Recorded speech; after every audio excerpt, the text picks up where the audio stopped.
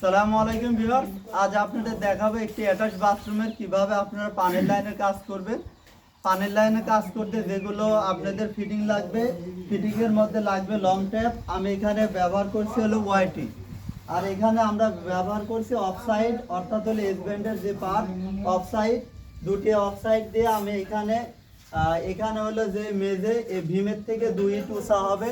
একটু এটা হলো প্রবলেমের কারণে 2 ইঞ্চ উঁচা হবে, এর জন্য আমি এখানে দুটা এস ব্যান্ডের পার্ট দিয়ে এটা উঁচা করে নিয়েছি। উঁচা করে নিয়ে ওয়াইটি দিয়ে একটা লং ট্যাপ দিছি।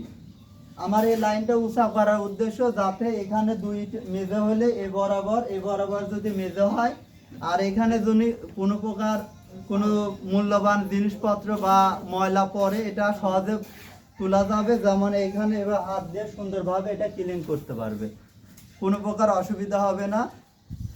এটা আমি দিয়েছি গোসলের পানি যাওয়ার লাইন।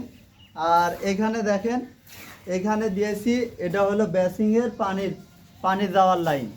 আর এর পাশাপাশি একটি রান্নাঘর হবে, রান্নাঘরের ওয়াল হবে, আর এখানে হলো সিঙ্ক বসবে। এই সিঙ্কের পানি যাওয়ার জন্য আমি একটি লাইন করছি।